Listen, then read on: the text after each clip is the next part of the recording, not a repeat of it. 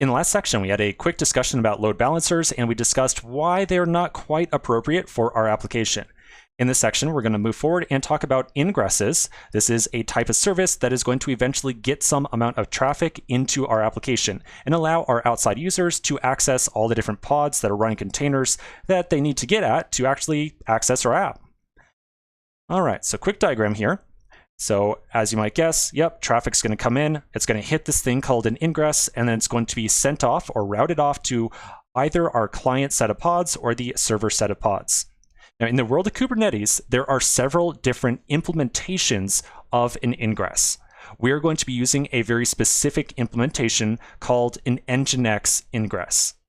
Now, before we talk about exactly what this Nginx ingress is, how it works, all that kind of stuff, I want to have a very important discussion with you. Really critical that you pay attention to this, because if you don't, it's going to make things really, really confusing when you go and start to look up documentation.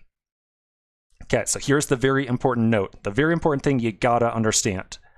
So you and I are going to be using a project called Ingress Nginx. That's the name of the project. This is a community-led project, and by community-led, I mean that it is a part of the official Kubernetes organization. So it's led by people from Kubernetes, full endorsement of the Kubernetes project, a lot of backing, a lot of strength behind this project.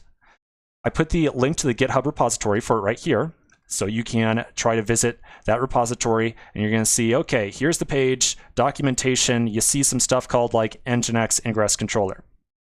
Now, in addition to this ingress called Ingress Nginx, there is a completely separate project, totally separate, that does almost the exact same thing with almost an identical name.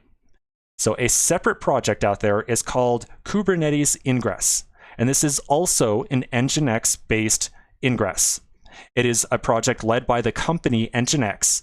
It does like the same exact thing, almost identical name, but it's 100% separate, totally separate. And so right here, this is the GitHub repository for it. I'm going to go there as well. And if you scroll down to the README, you're going to see that this repository also has a title of Nginx Ingress Controller.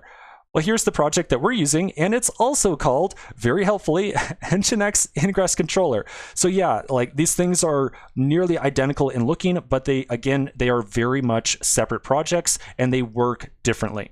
So whenever you are looking up documentation, you got to be like 100% certain that you're looking at documentation for the Ingress Nginx project. So in general, I recommend that you go to this GitHub repository, probably even bookmark it right now. And anytime that you need to look up documentation, come to this repo, make sure you're looking at Kubernetes Ingress Nginx, and then try to access documentation from this page. Because otherwise, you might accidentally fall into looking at documentation for the other project, the Kubernetes Ingress project. All right. So I know this is really confusing, but again, I wanted to make a really big deal about this and make sure that it's 100% clear that, yes, these are two separate projects. We are not using this one. We are using this one. So with that in mind, let's take a quick pause right here. We're going to come back to the next section with one or two other brief notes.